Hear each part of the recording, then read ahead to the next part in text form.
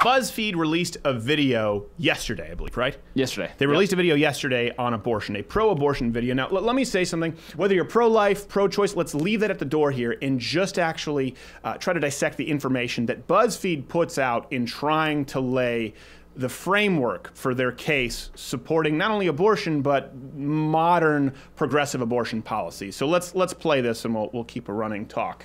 In reality, there is no average when it comes to abortions. Okay. Each person has their own reasons, circumstances, life.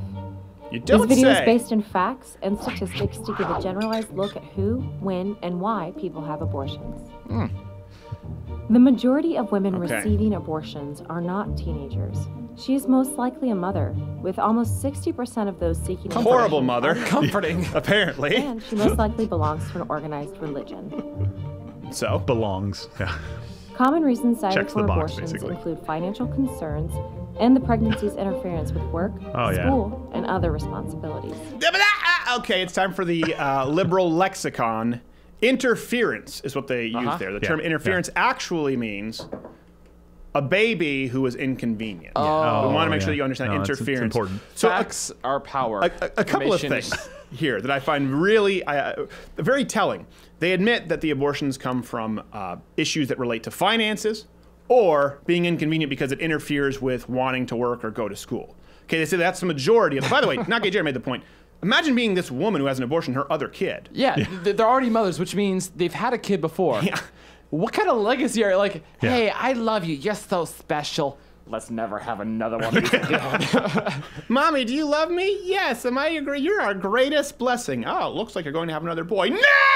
Oh, dear God, no! No! And here's something else that I find really telling. Before we're going to get into the facts that they try and present and why they're not necessarily entirely accurate. But no mention here of women having abortions because they're unable to afford birth control or didn't know what it is. Didn't know. I didn't know. No, they say the vast majority of women are people who are already mothers who didn't want to have an inconvenient baby. They only say, people don't know about birth control or they can't afford it when they're talking to black audiences, again, because they're talking down to them as you look into the roots of Planned Parenthood and Margaret Sanger. They don't believe that they're capable of making their own decisions because they want them back in the plantation. But let's continue with some more facts they present that aren't entirely true. Data from 2013 shows that a majority of abortions happen in the first 8 weeks of the pregnancy. At that time, the embryo is approximately as large as a pencil eraser. And although very small, it has a beating heart by 6 weeks. Research from the Royal College of Obstetricians and Gynecologists reported in 2010 that before 24 weeks, a fetus cannot feel pain. They willingly admit at 6 weeks, if you have an abortion, you're stopping a heart. Okay, that is a heartbeat separate from your heartbeat as a mother. Okay? People say, hands off my vagina. No. Talking about a heartbeat. So it's no longer hands on your vagina, it's hands off this heartbeat that's not mine. There's no other way to slice it. You are stopping a heartbeat, and that heartbeat is scientifically and medically 100%, it's not your heartbeat. Whose heart are you stopping? And that's the question that you have to answer. And if you just say, it's an inconvenient heartbeat, fine. Then they go on to say that up to 24 weeks that these babies can feel no pain. Well, there's conflicting evidence. So unlike BuzzFeed, I'm not going to say definitively that we know this to be 100% true. But by 18 weeks, pain receptors throughout the body are developed. And then there are some studies that show earliest reactions to stimuli can be detected at 5.5 weeks after fertilization. What they mean is they'll offer some stimulation to the baby in the womb and then repeat it, and you'll see the fetus in the womb actually try and get away from the unpleasant stimuli. Now, I can't say 100% that it's conclusive that these babies can feel pain, but there's a lot of evidence to suggest that they can, and it has a beating heartbeat. So at that point, when we're saying, gosh, maybe they can feel pain, and we do know that there's a separate heartbeat, shouldn't we err on the side of maybe not harming or killing the baby? I don't know. It's just me. Let's continue and see if they address that.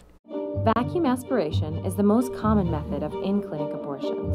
The procedure is performed by opening the cervix wide enough to be able to use suction to remove the pregnancy. Talk about lazy editing. Yeah, they couldn't image search large. Like the drawing.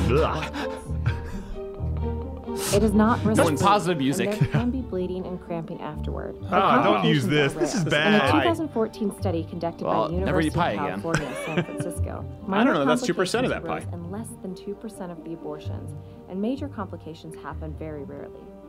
There are more complications and a higher risk of death bringing a baby to term and giving birth. Okay, a couple things here. Of course! Okay, first up they say no incisions to be made. Does that include to the baby?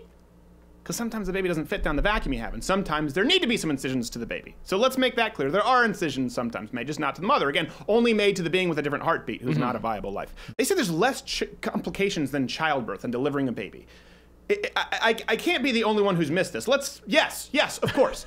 Because it is much harder to create and to build than it is to destroy. Do you know what would be considered a complication when you're delivering a baby? Do you know what would be considered a complication? Termination of the baby! That's the goal in abortion. Yeah. If you're trying to deliver a baby, any harm, injury, or death to the baby would be a complication. You are performing a procedure to carry out those very things in an abortion. Was there complicating delivery of the baby? Yeah, you know, the baby got hurt. There were some complications. Were there complications in the abortion? No, we killed it. It's easier to drop a baby off a roof than it is to breastfeed it. Comes with complications. I don't know, where does the nipple? I don't know. Just throw it off the roof. There's no complication.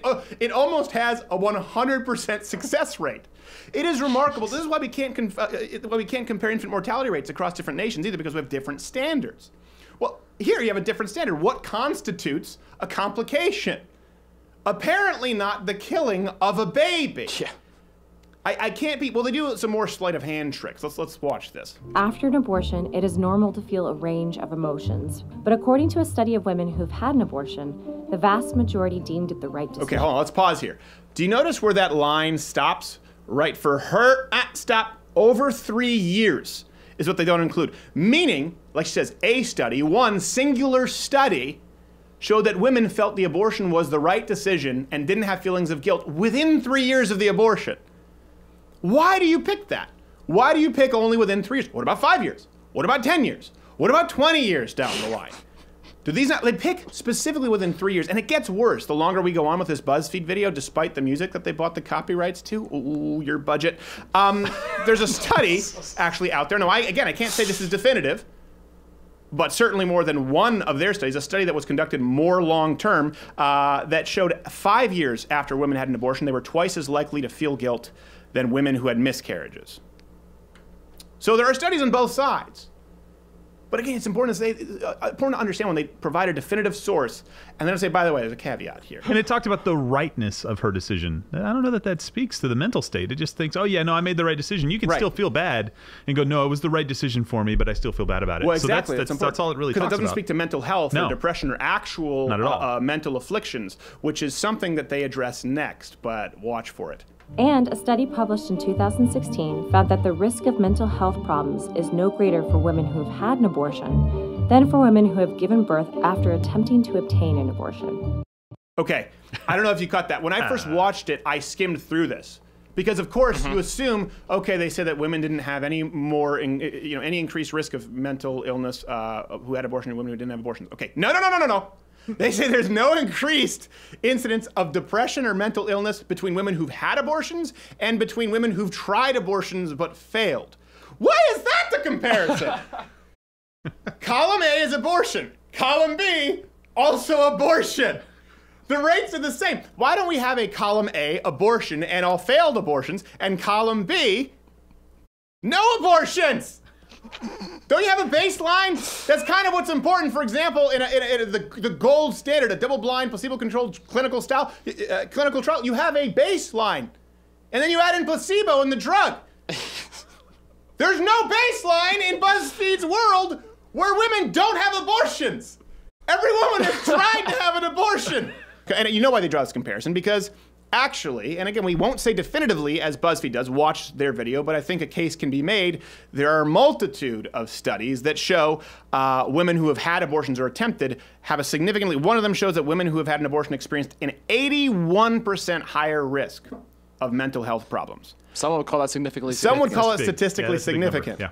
It's just, again, you need to have a graph and you find a cause. Right? To find a cause, okay, abortions, does that increase mental health? I don't know, how could you possibly, we talk about this, about seeking truth. Again, if you're pro-life or pro-choice, can we acknowledge here that clearly BuzzFeed is not even remotely attempting to seek truth? Yeah. No. Comparing abortions versus abortions that didn't work out to tell you, see, there's no more increased chance of mental health issues. Really, why? Well, everyone who's had an abortion has about the same mental health issues. What about those who didn't have abortions? We didn't count but those. These people failed at abortions. They weren't good at them. Hey, if you like this video, subscribe by clicking the button that says subscribe. If you didn't like this video, you should subscribe anyway, because then you can watch the next video. And what you can do is downvote it and leave a comment that's really negative, you know, particularly if it's something like, I don't know, maybe anti-Semitic, even though I'm not Jewish, or something about my hair, or something about my weird nose. Just leave a really negative comment so that everyone else around can act like they care.